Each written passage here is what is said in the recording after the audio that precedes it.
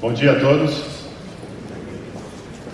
É um imenso prazer recebê-los para a 19ª edição da Rio Oil & Gás, maior evento de petróleo e gás da América Latina, realizado desde 1982 pelo Instituto Brasileiro de Petróleo e Biocombustíveis, o nosso IBP. Nosso evento começa com a expectativa de termos mais de 40 mil pessoas, entre congressistas, expositores e visitantes.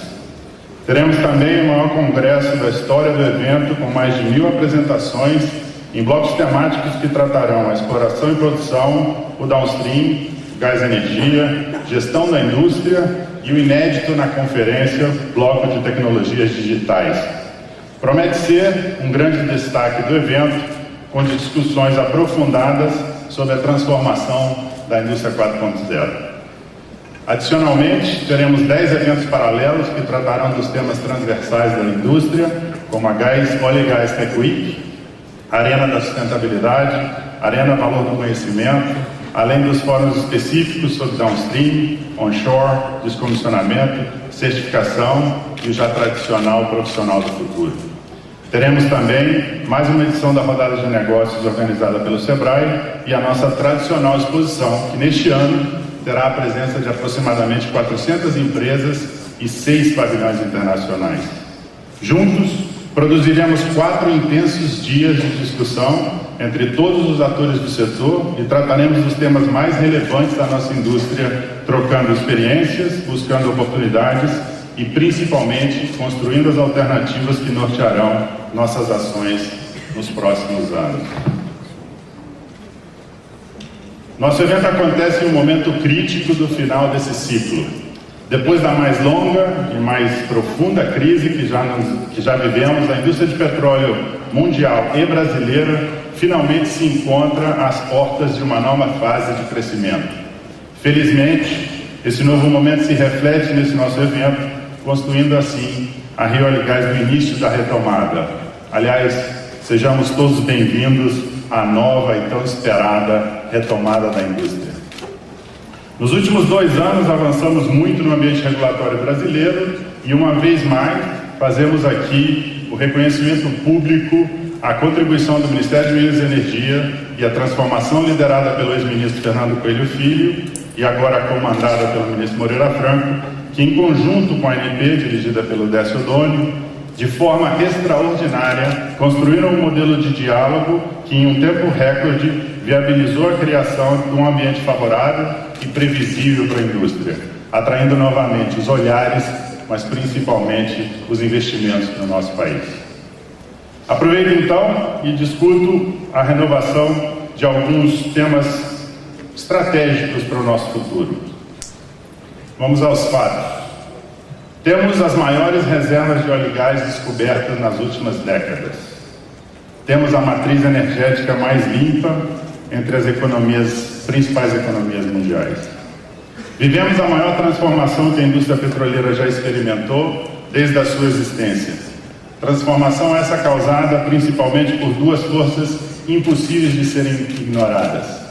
A primeira, a acelerada entrada das fontes renováveis na matriz energética mundial, como resposta às mudanças climáticas.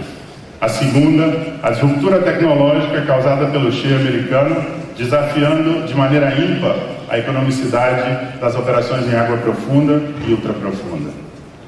A velocidade, dessa forma, podemos discutir então a velocidade que devemos converter nossas reservas em riqueza, emprego, renda, arrecadação, desenvolvimento social e econômico. Temos 30 a 50 anos ou temos 100 anos ou mais? Qual seria realmente o nosso horizonte de tempo? Podemos também liderar a transformação mundial para uma economia de baixo carbono e, simultaneamente, prover a energia que as outras potências precisarão para fazer a sua transição energética. Qual seria o conflito entre ter a matriz energética mais limpa e ser um dos que mais produz óleo e gás no mundo? Assim, convido todos aqui presentes hoje para um diálogo a respeito dessas questões de extrema importância para uma nação que necessita um salto em seu desenvolvimento econômico e social.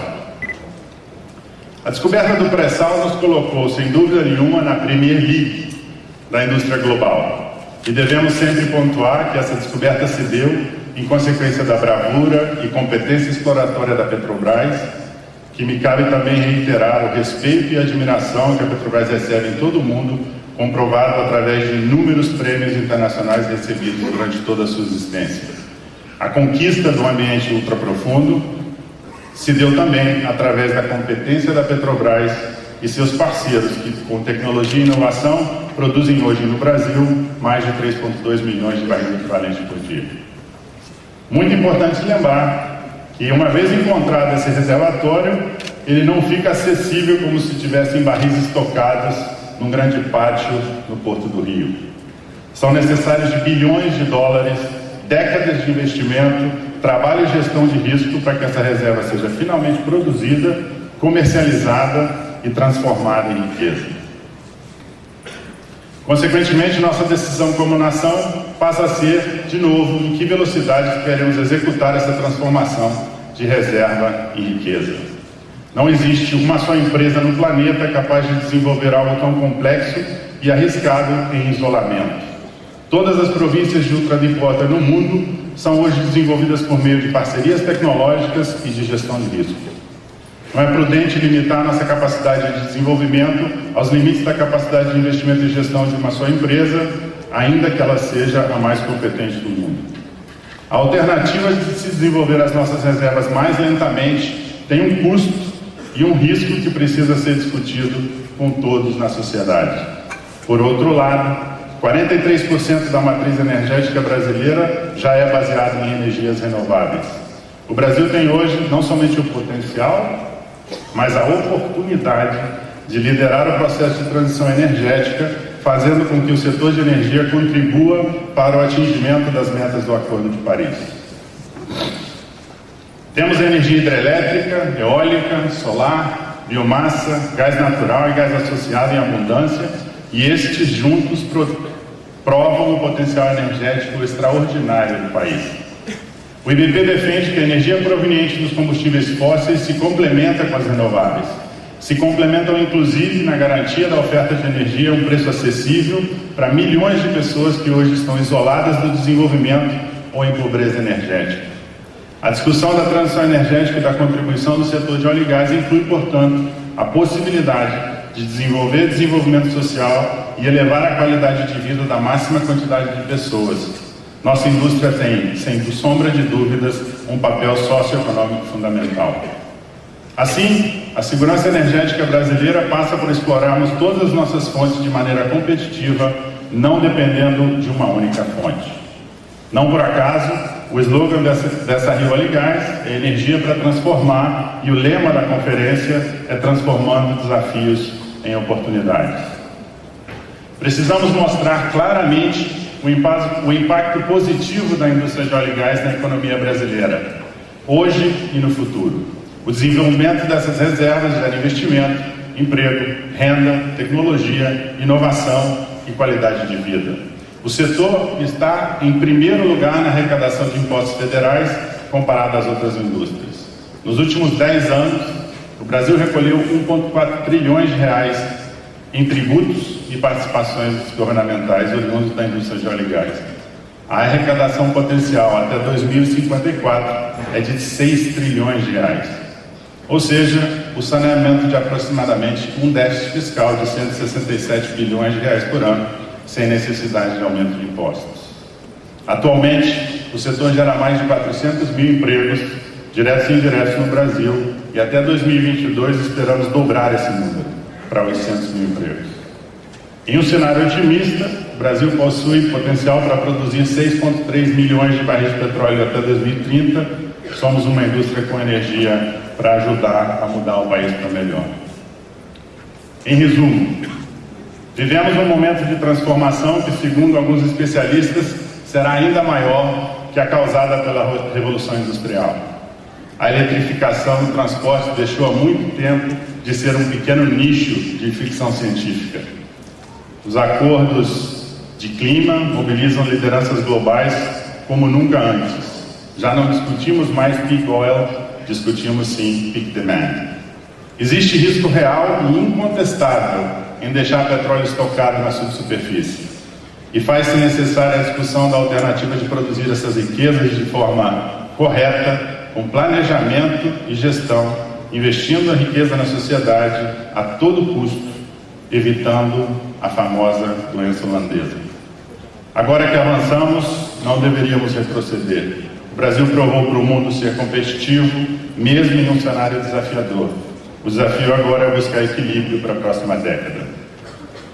Temos ainda algumas outras oportunidades extraordinárias. Somos o 7º maior mercado de derivados de petróleo do mundo e, com a esperança do retorno do crescimento econômico nos próximos anos e do aumento da renda da população, temos um horizonte sólido de crescimento para esse mercado. A transição anunciada pela Petrobras para um mercado aberto e competitivo no downstream tem potencial transformador nesse setor e pode garantir a atração de investimentos de valor inestimável para o Brasil e para os consumidores. Finalmente, a transição para a abertura do setor de gás, em sintonia com a transição energética, oferece ao Brasil uma oportunidade única, semelhante à do shale americano. Nosso potencial de gás nos próximos anos pode gerar um combustível a preço competitivo que tem a capacidade de fomentar uma nova fase de industrialização brasileira através de novos patamares de competitividade industrial. Chego ao fim fazendo um agradecimento especial ao grupo responsável pelo evento. Como vocês podem imaginar, não é possível organizar um evento dessa magnitude sem uma boa dose de sangue, suor e lágrimas. Dessa forma, ao comitê organizador, ao comitê técnico da Rio Gás e a todo o time do IDP responsável por planejar e executar esse grande evento, o nosso antecipado muito obrigado. Esperamos que todos desfrutem da melhor experiência possível na Rio Gás. Queremos que o evento proporcione um ganho extraordinário de conhecimento e um excelente networking a todos. Boa Rio Gás a todos e a todas. Muito obrigado. É com imensa satisfação que eu lhes dou as boas-vindas ao Rio de Janeiro e à Rio Gás 2018. Ao longo dos próximos 4 dias, nós todos teremos a preciosa oportunidade de discutir e refletir juntos sobre as perspectivas e caminho do futuro da indústria de óleo e gás. E olha que nós estamos falando aqui, como o Firmo bem colocou na sua abertura, de um momento muito especial. Quando nós nos mencionamos o termo retomada, precisamos fazê-lo com serenidade e dando a esse termo o predicado de sustentabilidade que essa retomada precisa ter. É uma grande reflexão para os próximos 4 dias. 2018 tem sido um ano marcante para a Petrobras e para todo o setor de óleo e gás no Brasil. Ao mesmo tempo que a Petrobras celebra este ano 50 anos do seu início da sua atividade offshore, que começou em Guaricema, estamos celebrando com muita ênfase os 10 anos de produção do pré-sal. Já contamos com uma produção acumulada dessa camada superior a 2 bilhões de barris de óleo equivalente, e o nível de produção atual já representa 53% do volume total de óleo produzido no país. Estaremos compartilhando com a indústria, aqui desse evento, a origem e as bases que deram suporte a esse marco extraordinário que foi a arrojada história da Bacia de Campos. Ao mesmo tempo que chamamos a atenção para a retomada, nós precisamos olhar de que forma essa extraordinária história do pré-sal aconteceu. De forma alguma, ela foi uma história de 10 anos. Estamos falando aqui, e eu vejo na audiência, pessoas que fizeram parte dessa história, que souberam construir há 20, 30, 40, 50 anos atrás, um conjunto de conhecimento e competências que deram base ao que estamos celebrando e comemorando hoje. Não vamos nos iludir que a sustentabilidade, ela reside, antes de mais nada, suportada por muito conhecimento, muita dedicação e também edificado, firme, por muito suor e lágrimas.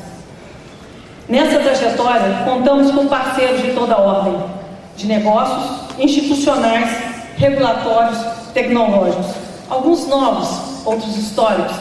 Nosso especial agradecimento àqueles que ao longo desses anos optaram pela construção de uma ambiência colaborativa, respeitosa, conforme e ancorada em valores.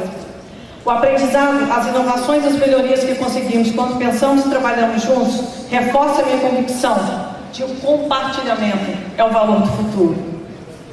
O momento atual da indústria de óleo e gás no Brasil também demonstra que várias instituições presentes estão fazendo seu dever de casa.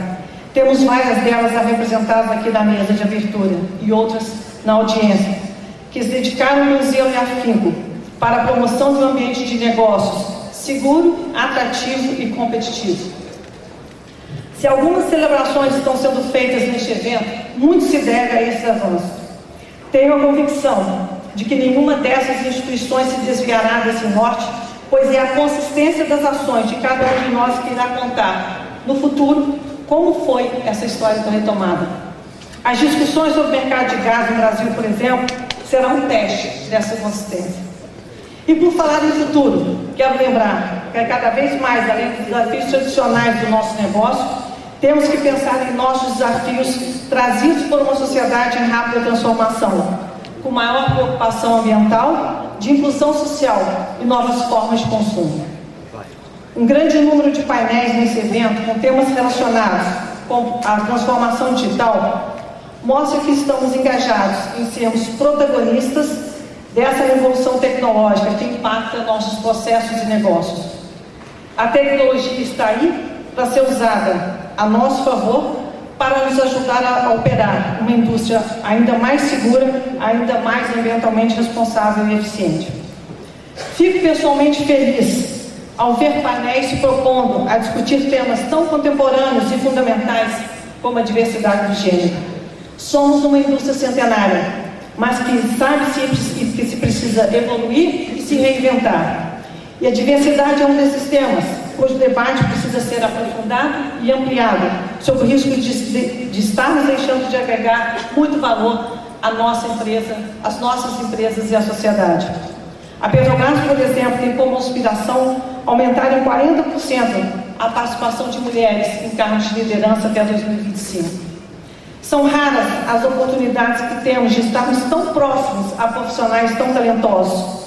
Então, minha provocação para vocês agora é que durante esses 4 dias de evento, vocês participem ativamente do maior número de discussões possível. Conversem, troquem e sonhem juntos. Porque eu não tenho dúvida de que juntos, e fazendo o que é certo fazer, vamos mais longe. Tenham um excelente Rio Oil&Gas 2018. Gente, uma alegria estar aqui com vocês hoje. Muitos aqui estavam no dia 24 de outubro de 2016, na última Rio Oil&Gas, num ambiente diferente desse que a gente está vivendo hoje. E naquela ocasião tínhamos esperança. Eu lembro que poucos dias depois, se não me engano, dia 29 de outubro, foi aprovada a lei que eliminou a obrigatoriedade da Petrobras ser operadora única do pré-sal e começou todo o processo que culminou na execução dos leilões e o sucesso que nós tivemos nos leilões. Temos um agora, tenho certeza que vai ser bem sucedido também na próxima quinta-feira, na sexta-feira, quinta rodada, e que permitiu que o ambiente da indústria melhorasse significativamente desde então. O filme chamou essa Rio Oil&Gas de Rio Oil&Gas da retomada. É verdade. A Solange disse que a Rio Oil&Gas da diversidade. Também é verdade. Mas eu não queria ficar só na diversidade de gênero, de raça. Eu queria ficar também na discussão da diversidade pela competição, da diversidade pelo aumento do número de empresas operando no Brasil. Não só empresas de exploração e produção, de abastecimento, de gás natural. Empresa de serviço nesse mundo de transformação que nós estamos vivendo, da indústria 4.0, transformação digital. Da diversidade de oportunidades para os jovens que estão entrando na indústria de óleo e gás, não só através de concurso público para ser servidor público ou funcionário de estatal, mas para jovens que querem trabalhar na iniciativa privada e querem empreender. Nós precisamos de mais empreendedorismo no Brasil. E a ANP está trabalhando no regulamento de pesquisa, desenvolvimento e inovação para que a gente estimule o surgimento de startups e empresas que possam aumentar o grau de inovação na indústria brasileira. Mas além de ser a Rio Oil&Gas da retomada, além de ser a Rio Oil&Gas da diversidade, eu acredito que essa principalmente é a Rio Oil&Gas da transformação.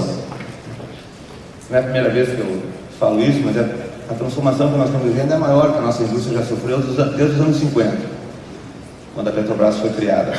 A quebra do monopólio, a criação da ANP nos anos 90 não foi capaz de transformar a indústria como essa transformação que nós estamos vivendo agora será capaz. Aquela transformação se concentrou na exploração e produção. Agora nós estamos vivendo um momento em que simultaneamente estamos tendo transformações na exploração e produção, no gás natural, no abastecimento. Vivemos um momento de inédita institucionalização na indústria. Isso é muito importante. O governo cumprindo seu papel de Estado, de fazedor de políticas, a ANP cumprindo seu papel de regulador e a Petrobras e as outras empresas trabalhando como empresas. E essa nova postura da Petrobras, ela é extremamente fundamental para esse processo que nós estamos vivendo. A Petrobras deixou de atuar como um braço do governo e passa a atuar como uma empresa de capital aberto, que busca maximizar o valor, o lucro do seu acionista. Isso é absolutamente legítimo. Mas ao ser assim, isso traz responsabilidades inéditas do órgão regulador, coisa que nós nunca vivemos em 20 anos de abertura da indústria no Brasil. Atribuições que estão na lei e que nós temos que trabalhar para cumprir, uma vez que temos institucionalização entre governo, órgão regulador e empresa. Estamos tomando uma série de iniciativas nesse sentido. Iniciativas na área de exploração e produção, na área de gás natural, na área de abastecimento. Na área de exploração e produção, acabamos de aprovar, na diretoria da ANP, uma resolução que estabelece critérios para que a Petrobras devolva ou licite os campos em águas rasas e em terra, que ela não vai investir. Isso é absolutamente fundamental para a retomada dos investimentos nas bacias maduras do Brasil, notadamente na bacia de Campos aqui no Rio, que aqui o governador nas bacias do Espírito Santo, cujo declínio tem sido acentuado nos últimos 5 anos. Medidas também infralegais na área de gás natural. Essa transição que nós estamos vivendo para uma economia de mais baixo carbono, precisamos que o nosso mercado de gás natural represente o potencial que nós temos para o uso do gás aqui no Brasil, não seja um mercado limitado como ele é hoje.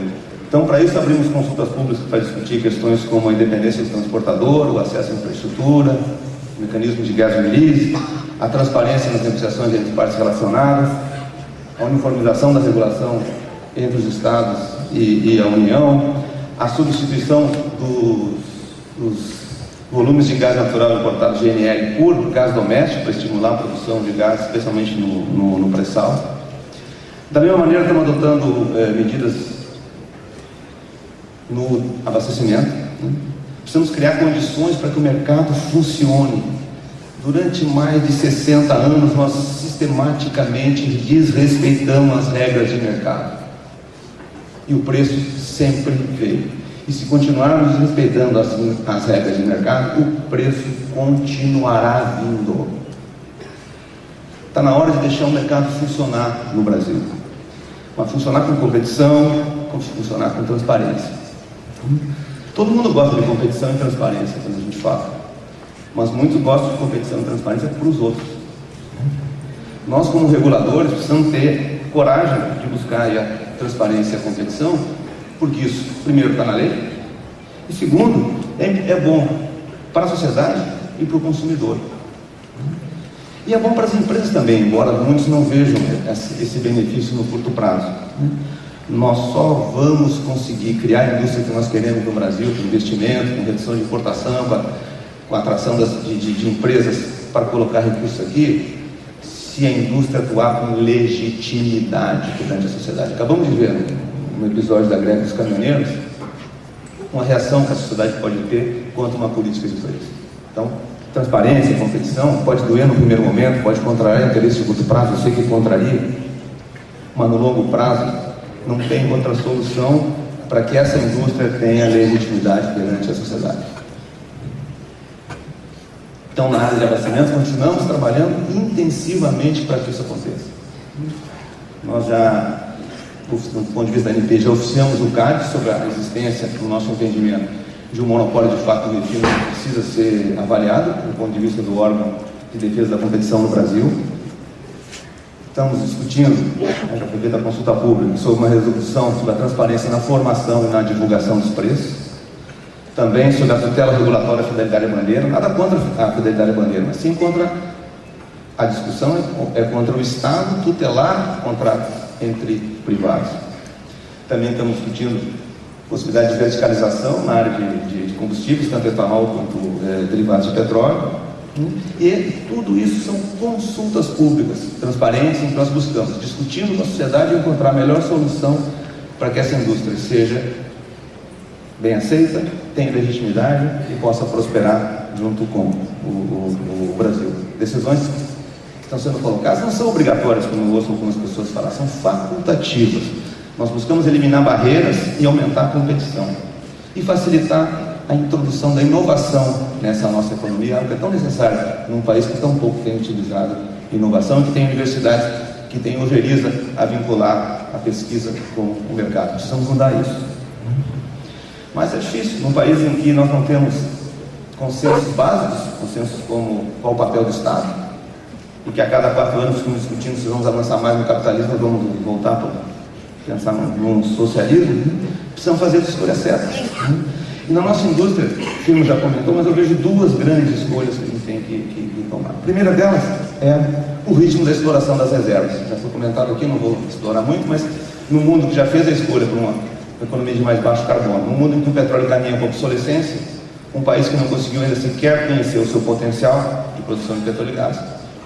Essa é uma discussão que precisa ser encerrada rapidamente, e eu espero que ela seja encerrada com a decisão de explorar o mais rápido possível nossas reservas, não só do pré-sal, mas as outras também. O nosso país precisa deixar de perder a oportunidade. Parece que nós não temos senso de urgência. Nós optamos pela pobreza. Estamos cheios de recursos naturais, mas não os exploramos. Como se não precisássemos. Já estourou meu tempo aqui, mas vou pedir mais 2, 3 minutos aí para a organização. Como se nós não precisássemos usar os recursos. Nós ficamos discutindo se vamos explorar as reservas de petróleo e gás natural, se a gente vai usar ou não os nossos recursos não convencionais. O contrato do excedente da seção onerosa é uma discussão que está rolando desde 2013, 5 anos. O potencial de geração de arrecadação do excedente da seção onerosa são 2 trilhões de reais em 35 anos. E nós estamos 5 anos discutindo. Ninguém parece se preocupar com a urgência disso. Parece que nós somos ricos. Não precisamos desses recursos. Nós não temos uma licença ambiental para perfuração concedida desde fevereiro de 2013, fora da bacia de Campos e Santos. Parece que nós não precisamos dos recursos. Então, essa é uma discussão que tem que ser tomada com seriedade pela sociedade brasileira.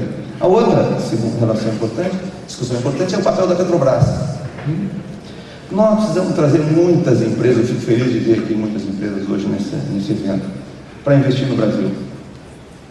Se o que nós já temos contratado, incluindo, vou ser otimista aqui, o excedente da seção onerosa, potencial para gerar 6 trilhões de reais em arrecadação nos próximos 30 anos, nós temos potencial para atrair 2,5 trilhões de reais de investimento nos próximos 10 anos. Isso é muito mais que qualquer empresa isolada pode investir. São 250 bilhões de reais no cenário otimista por ano, muito além do que a Petrobras pode investir. Nós precisamos de muitas outras empresas além da Petrobras. O setor de óleo e gás no Brasil é muito maior que a Petrobras. Nós não podemos limitar o crescimento do setor de petróleo e gás no Brasil à capacidade de investimento da Petrobras. Então, essas questões têm que ser efetivamente discutidas. Esse é um bom fórum para que a gente faça isso. Eu espero que as discussões aqui na Rio Gas contribuam para isso. Eu fico muito à vontade de estar num evento como esse, e participei do primeiro evento há 30 anos atrás. Na ocasião, eu era um jovem engenheiro da Petrobras e procurei uma pessoa que acho que eu mais admiro no setor, Dr. Álvaro Teixeira, e queria colocar um trabalho nesse evento. Fiz um lobby com o Dr. Álvaro. O Dr. Álvaro, naquela ocasião, colocou um trabalho que a gente iniciava sobre a reconstrução, o início de trabalho na plataforma de enxofre. E de lá para cá tive a oportunidade de participar desse evento pelo menos 16 vezes. Ou como funcionário da Petrobras, ou como secretário de Energia e Petróleo, ou como membro do Conselho Nacional de Política Energética. Debatemos desde a criação da ANP pela Lei 9478, questões polêmicas que voltam ao tema, como a questão do conteúdo local, os primeiros leilões que se colocavam, que aconteceram em junho de 1999. E esse fórum, ele é o principal fórum para discutir o futuro do setor, onde você costuma desenvolver visões distintas, visões muitas vezes polêmicas e muitas vezes que são ciclotímicas em relação à questão da política que se coloca. A cada 2 edições, nós temos uma edição que se coloca junto ao processo eleitoral que estamos acontecendo nesse momento, para governadores, para o presidente da República, e muitas vezes o tema volta a apaixonar. Nos preocupa muito que as questões de um setor importante como esse para a economia, especialmente para a economia do Rio de Janeiro, muitas vezes seja tratada de maneira amadora, como se fosse uma disputa de futebol. Qualquer setor tem que ter estabilidade, perenidade. Não se podem ter ameaças, ou que se volta tudo do que mudou, ou que se vende a Petrobras. Esse tipo de coisa acaba sendo uma insanidade, uma posição meramente politiqueira para obter votos de segmentos que possam agregar o mais durante o período eletivo. Então nos preocupa muito.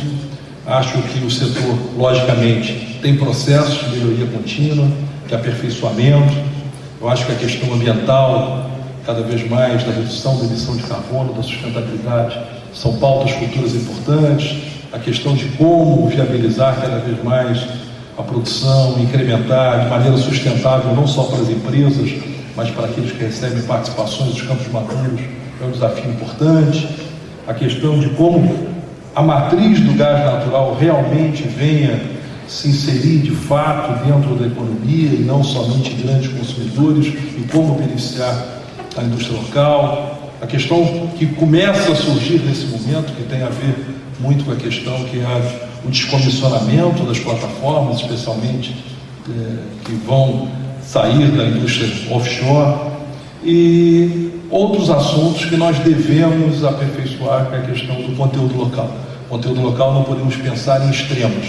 Não se pode querer botar cartórios que se obriguem concretamente você fazer uma reserva de mercado, mas também não se pode pensar em desenvolver a indústria brasileira sem desenvolver a indústria local, seus fabricantes de bens e serviços que estão no Brasil. Então essa é uma questão que devemos ter equilíbrio e certamente será pauta para discutir no futuro. Eu falo num aspecto muito importante, um aspecto que hoje está muito afeto à área que eu atuo, que é a questão dos recursos humanos. Os recursos humanos falam desde a questão dos gêneros, a questão de como inserir com políticas afirmativas, a questão do crescimento da mulher na própria indústria, mas de como a indústria pode chegar mais na educação básica e nas universidades. Acredito que esse seja um desafio muito grande. Eu vejo muitas vezes ações até positivas, isoladas, mas não algo sistêmico, estabelecido, em como nós vamos sensibilizar os jovens para a indústria do petróleo. A indústria do petróleo, com aquela possibilidade de não ter o futuro, apesar de claramente ter um grande futuro, acaba muitas vezes afastando talentos. Eu vejo dificuldade. Recentemente eu tenho meu filho que sempre está nos últimos 3 anos me acompanhando. Ele foi organizar um evento na única escola técnica de petróleo aqui da rede federal, e a dificuldade de muitas vezes arrumar palestrantes da própria indústria, buscar ir a jovens para que esses jovens se sensibilizem para esse segmento. Então eu acredito que essa é uma oportunidade que se coloca, uma oportunidade de responsabilidade social, de desenvolvimento, e temos recursos, logicamente os recursos do CT Preto, quando foram criados, tinham esse objetivo, não só de aplicação no mestrado, doutorado, mas fundamentalmente na educação básica. Acho que é uma oportunidade que se coloca para o futuro e até para a discussão num fórum como esse. Quero parabenizar o Instituto Brasileiro de Petróleo. É muito difícil organizar um evento dessa magnitude, muitas vezes uma crise econômica, um momento difícil, e o trabalho aí feito pelo Camargo, pelo Firmo, pela toda a equipe, apesar de não estar aqui a minha querida e eterna organizadora do evento, que é a Ana Guedes, aproveito e faço homenagem a ela. É algo muito bacana, muito importante para definir o futuro do Brasil. Eu quero aproveitar e dar uma notícia muito positiva na área de educação básica. Nós estamos finalizando 2 escolas aqui no Rio de Janeiro, uma escola em Macaé e outra escola em Rio das Ostras, e essas escolas levarão o nome, já foram colocados em decreto, de 2 ícones do setor petróleo que tivemos a oportunidade de conviver. primeiro é a Escola de Macaé, que vai levar o nome do Dr. Carlos Walter Marinho Campos, uma pessoa muito importante para a indústria do petróleo. E a outra escola será em Rio das Ostras, finalizando, vai levar o nome do engenheiro Maurício Avarenga, que é uma pessoa também muito importante, participou conosco, muita coisa que está sendo desenvolvida. Mais uma vez, parabéns a todos, parabéns pela organização de um evento como esse. Eu fiquei feliz que o Repsol, outro dia, me mandou um e-mail dizendo: vou aproveitar o evento, vou te dar teu escudinho de 30 anos de Petrobras. Depois eu vou ter o orgulho de receber esse escudinho de 30 anos de Petrobras.